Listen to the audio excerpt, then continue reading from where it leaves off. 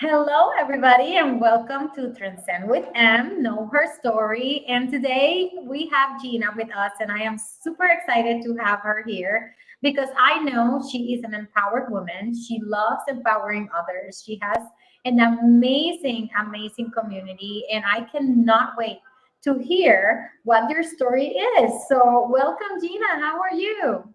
Well, thank you. Thank you so much for having me today. So, guide us through your story. Who is Gina, and what do we need to know about you? Wow, that's a loaded question. Um, who am I It's really? it's meant to take about 35 minutes. 35 minutes. We can totally do that. That's a lot easier. You know, I would say that I am a work in progress. I think like many of us. But at this moment in my life, who I what I identify with is I wear many hats in different spaces, but I would say advocate is number one, and advocate in many forms, right? So I'm an advocate in a professional sphere. I'm a lawyer. I'm a policy person. I'm a community member, but I'm just someone who's really turning into empowering, particularly women of color, to make sure that we are in spaces where decisions are made, whether it be at boardrooms, whether it be in politics, but ensuring that people have the resources and the connections. What I'm trying to be now is more of a connector and more of a giving back because I have been incredibly blessed and fortunate with many mentors, um, and being that person for other women as well. So that's where I am right now in a nutshell. And I think, like you, Monica, extremely tired with all of these exciting things that are happening, but also very enthused about what is coming forward. Yeah, no, I totally understand you, especially with wearing so many hats, right? It's like I always get the question like, how you do it? And it's like, I don't know. I just go. I have to be with you. A lot of people are like, what's the trick? And I'm like, but I'm also at a point where I'm also, because you asked how do you do it? I'm also at a point where I'm like, I don't have to do it anymore. And I'm also pushing back and saying, someone else has to, because that's your role. And we're doing it because the systems have failed us. And it can't just be the community picking up after the responsibilities, whether it be government or organizations. So I'm also at a point where, like, yeah, I've been showing up, but I'm more so pushing back on policy. I'm like, you have to be the one there. You just can't keep relying on volunteers and people who have a good heart, who can say no to do things for free, Right. um, in order for you to do what you're supposed to do, your job. So, yes, how do you do it? But now more like, how do we do this where it's actually more equitable, more inclusive, and not draining to our personal lives? Yeah, I love it. So, how did this Gina, this moment in time came to be? What is the background? I think there's as many backgrounds, but I'll give you the truncated version. I'm a transplant. I grew up in Jersey, moved to Massachusetts, went to grad school here, went to law school, did my whole like professional career in Boston, and then just became tired of the commute. So I lived in central Massachusetts, but I spent no time here. I was so focused on Boston because that's where everything was, right? Jobs and center of everything I did. Got tired of the commute, understood that I wanted a better work-life balance. And opportunity came to be also able to switch career paths. So left the private sector and joined legal services. And I really appreciate it because that really sung to sort of the yearnings of my heart, which is to work with people and listen to their needs, but also have the tools to be able to help them. So then I just dedicated my whole past, career just now to really helping the community with a plethora of needs, looking at, the root causes and safety issues. And that's where safety net issues. And that's where sort of my love of policy came, where I saw the barriers that the legal field had, right? Where I could do a class action suit, where I could be and spend a long time and you only help one person. And then with the policy, came like, wow, I just, we help pass this and we help thousands of people who will never have the resources or even the know-how to come to us. Like I saw so much power in that. And through solar policy, then understood like the levels of that it takes to pass, good, strong policy, which is grassroots organizing, community organizing, and understanding how do we make sure that it is our community pushing those voices. So it was just a long sort of a development. And I think just where I am now really was impacting during the pandemic. Women, this, we were hit the hardest, particularly women of color, having to give up jobs, having to make so many sacrifices. And there was just so much to do that really, when you asked me the question, how do you do it? Really overextended ourselves. A lot of people were like, oh, I took up yoga, I took gardening. And I'm like, how do you have the time? I barely I have time to wish. breathe. I I know. wish. I was like, and so I'm like, am I doing something wrong? And this is where we go, because we gave so much of ourselves out there. And instead of seeing like what came out of that, I'm like, okay, this is not sustainable, both as a professional, personal level, but as a community level, because this is why our community leaders get burned out, because we keep doing this work.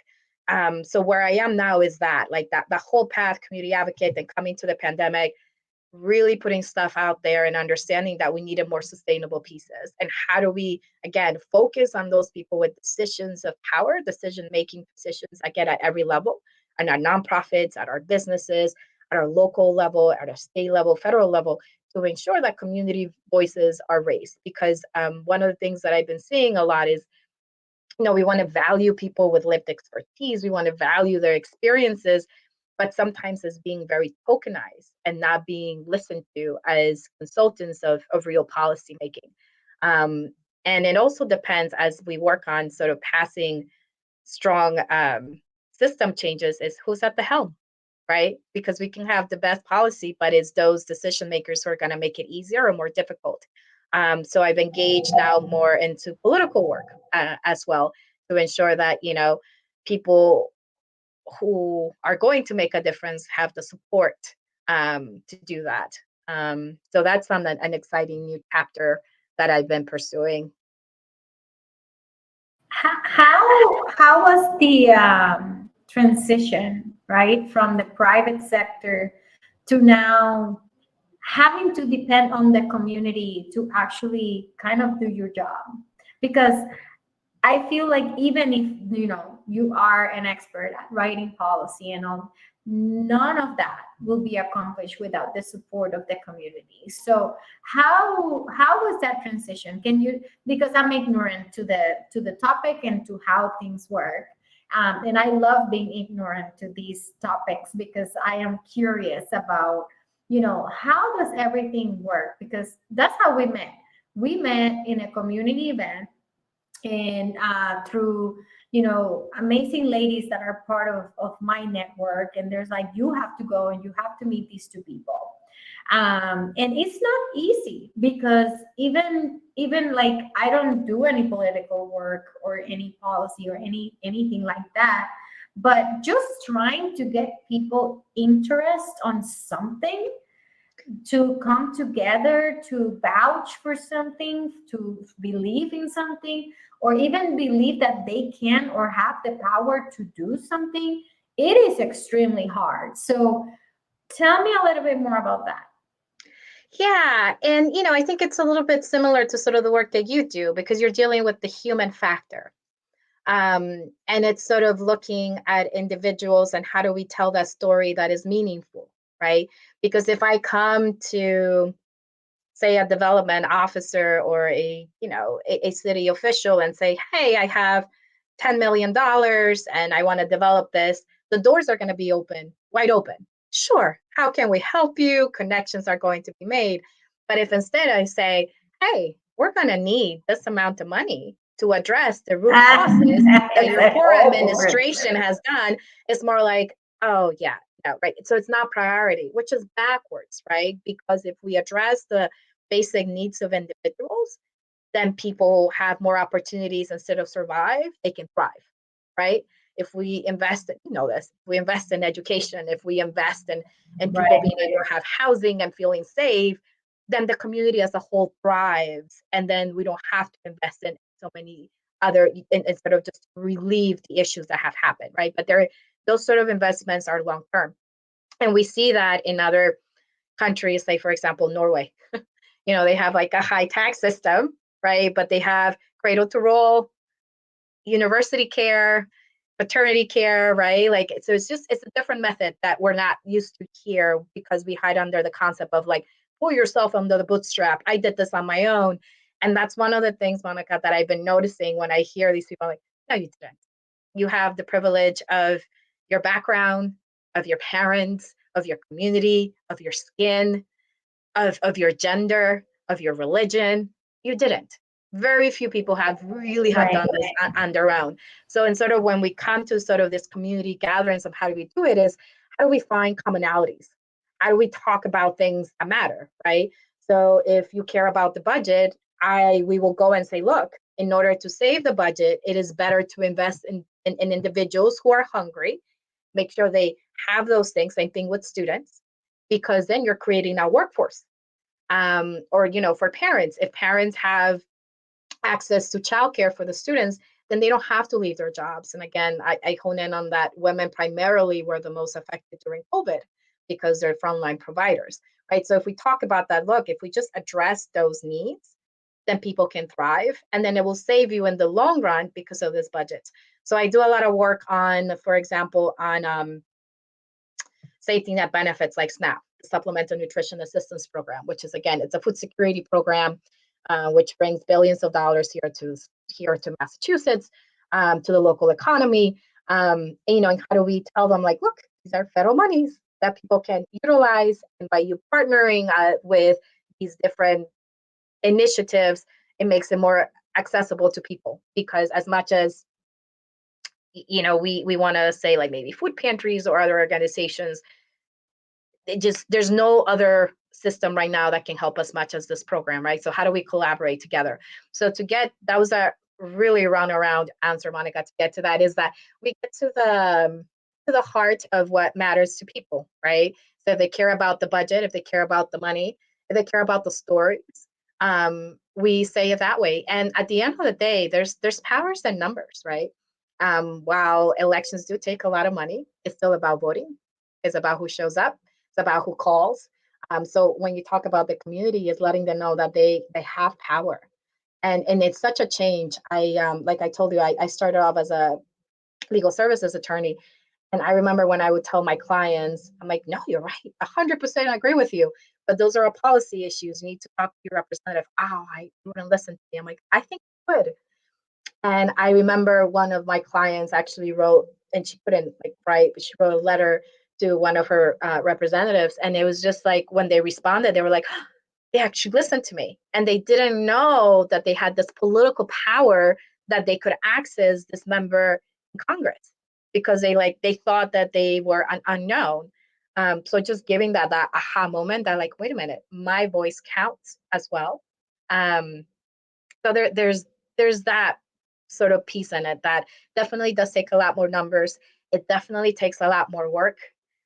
It could be exhausting at times, and it does bring a lot of coalition building and broad-based coalition building. So it's not just one thing, but it's multiple partners at the table working and saying the same thing.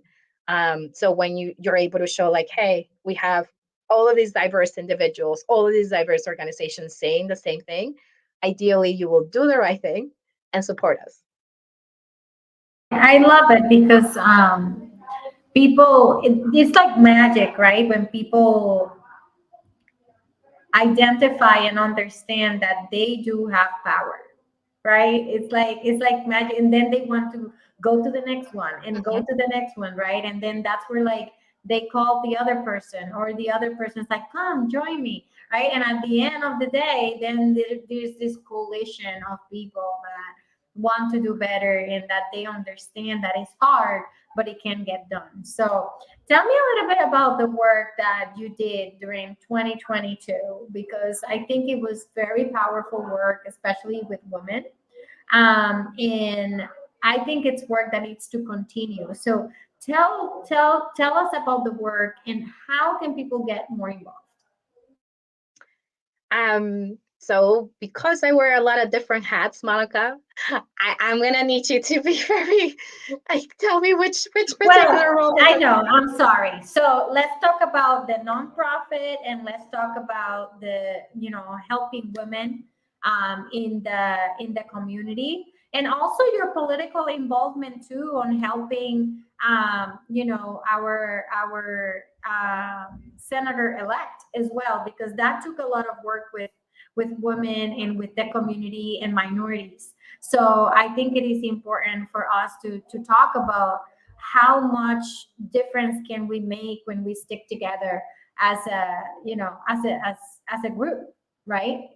I know absolutely. And maybe we'll start backwards. And now we can actually say not state senator elect, but now she's been officially sworn in as of Right, yesterday. because we're in 2023. Oh my God. Okay, I know, perfect. I know. Oh, It came out that's of awesome. nowhere. It's So only 5 days into January, so we're I good. know it's 5 days, but it's already like booking into April and Yes. May. Yeah. So we'll start with that. So, and it talked about sort of like conversations that we just started having. Because of the pandemic, I got involved in this group of, again, community members who are like, our city's going through a tough time. Who is going to help them? And some of us who already done this work were like, hey, we need to think about housing, we need to think about shelter, we need to think about funding, we talk about these things that most individuals don't think about. And so there was this coalition that was formed. But from there was like a little cohort of you know, people who we just work really hard in the background to make sure that all the things happen, right? Work really hard, make sure that there was no egos involved. And one of the people who worked on that I worked alongside because of the homeless and on-house work that I do was a Robin Kennedy, who in sort of like doing, and I don't want to speak for her, but in sort of doing this work was, wow, we really need to have the right people. And we've been very fortunate to have Senator Chandler, who was a champion, really. Can't tell you how many times we just went to Senator Chandler and she got things done from the community. She really understood it and was the first one to be able to call out like inequities. And that's really wonderful when someone in power has the ability to say, hey, what about this people group? How come they're not being represented? And that's something I highly respected of her. Um, and so when she announced she was stepping down, um, Robin Kennedy decided to run. And she had asked me if I would be her campaign manager.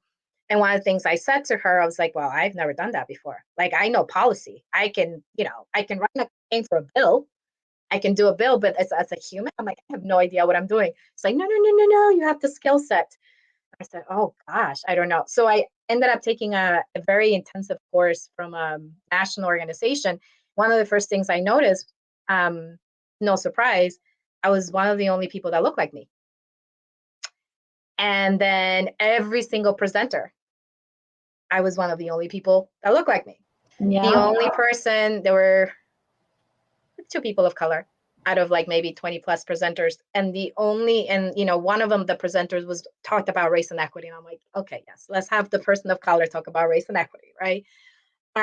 Which is nothing wrong with that, but that was It's that so was it, funny. right? And then everyone else who was helping with like media, with like finances, with campaign management, all these tools, they were all white women or white men. And then I'm thinking in my head, like, wow, what about communities of color? How come we're not represented? Number one, because a lot of this is unpaid, right? So it's a matter of privilege, whether or not you can take time off. A lot of it is in different cycles. And a lot of it is so many connections that many of us are not part of it. Because again, being able to volunteer, matter of privilege. Being able to be engaged in these things and follow it, a matter of privilege.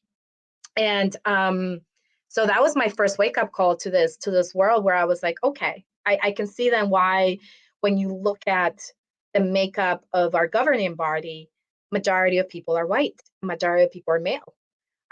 So it was an experience where, how do we get elected a first time candidate who was very well connected in their own way? Very well connected, have been in politics, although not serving, have been in politics for many years and helped with many campaigns.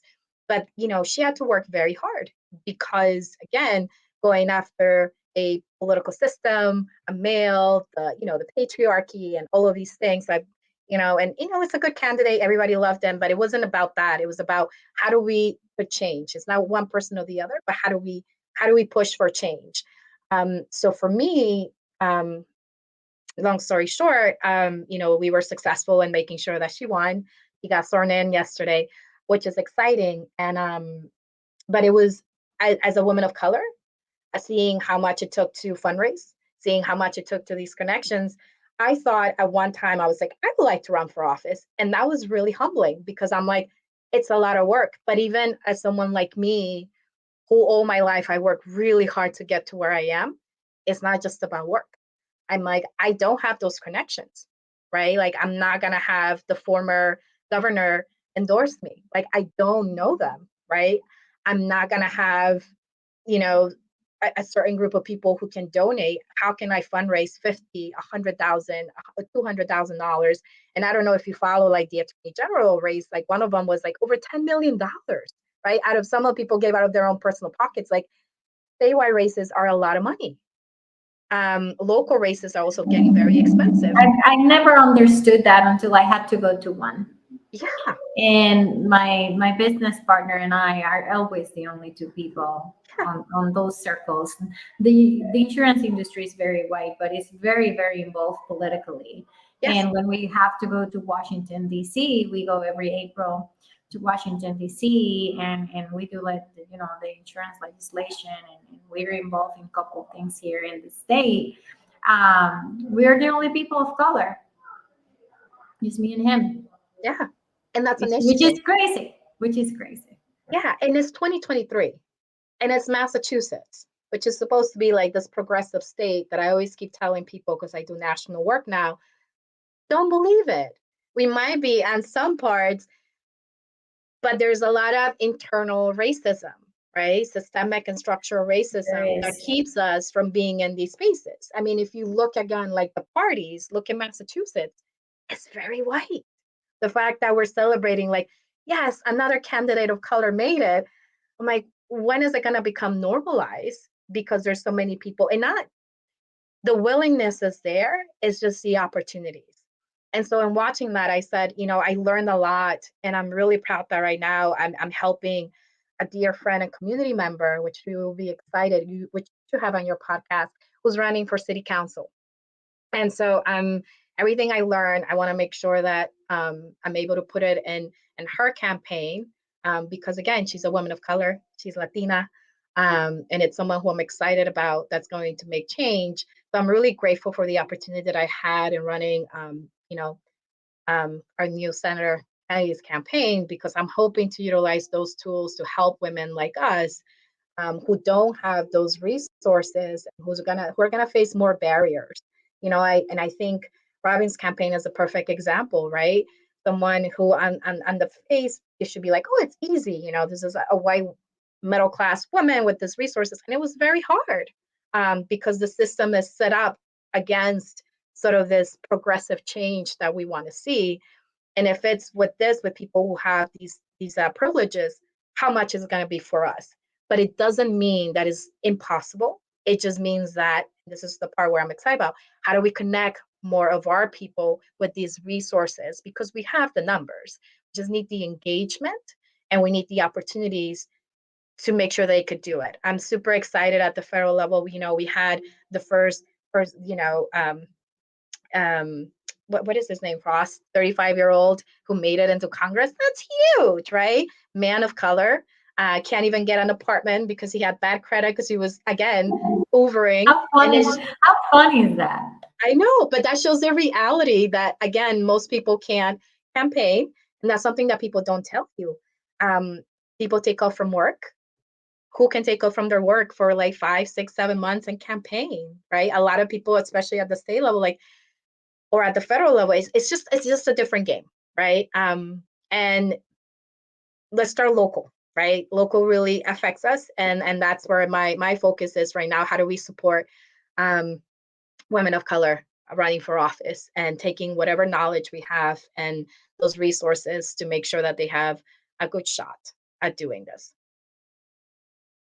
And not only that, but setting a precedent for the future, right? Where the other younger generation can see that it is possible. Mhm. It is certainly possible.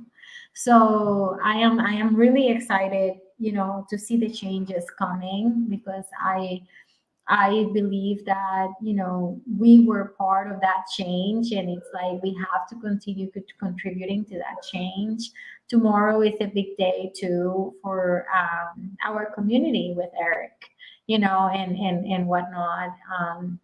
And I think the more we continue to be involved, the more we will see that change is happening. But we have to continue working, and maybe we won't live enough to see it full blown. But I do believe that, when my daughter turns 25, this is going to be a different story. So thank you for all you do, Gina, and thank you for, being such a community leader, and just overall, not giving up due to, the roadblocks that we always encounter, no matter what career path we decide to go. um, so with all that being said, um, you're a very well educated person. For any women listening today, what are some of your favorite reads, or what can you recommend them to kind of like nourish their soul or their knowledge, if they want to, kick the tires and start something new, or learn something, or empower themselves? So nourish your soul. I'm not so sure about that part because I nourish my soul by traveling. I got to tell you, that's where I do. I disconnect and I travel, and I nourish my soul by being in different cultures with different people and leaving the US behind and some of the craziness that we deal with, right?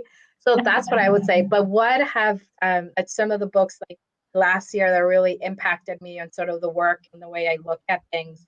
Yeah, Um, I would say I don't know if you that the Sum of Us. Um, never heard it's of a it. it's a really good book. I forget the author's name, but it's basically just saying that an economic outlook about how when you tackle racism at a root level, we all it's not about taking from you or taking from me. It's about giving to everyone and we all succeed together, right? So it's the That sum is of us, right? It's a sum argument that tackling certain things is important. Um, I do a lot of housing work right now, and we're dealing with inclusionary zoning. So some of the things to put in perspective of that has been really helpful in my work is the color of law. Sometimes we don't understand why, um, our Black brothers and sisters or brown brothers and sisters don't own houses. Well, there's intentional legislation that kept that from happening. Or how come we don't accumulate wealth? So that's a really good book. So again, that the books that I'm going to teach you, they're like more heavy reading, that they are about that's nurturing.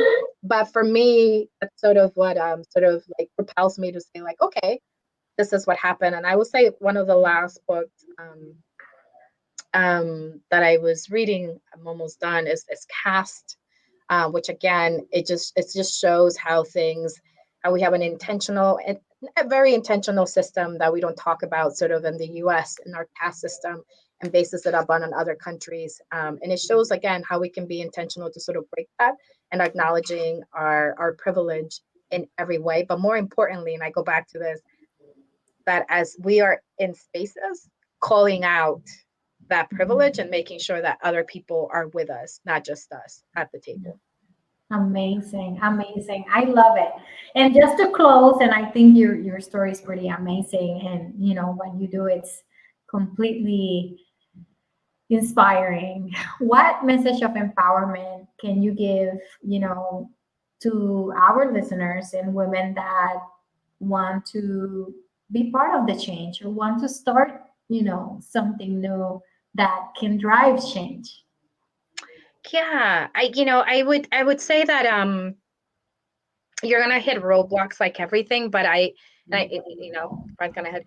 I would just say keep going. And I think, I remember reading a book a while ago when I was a teenager, which is Failing Forward. So how to learn how to fail and how to succeed from that.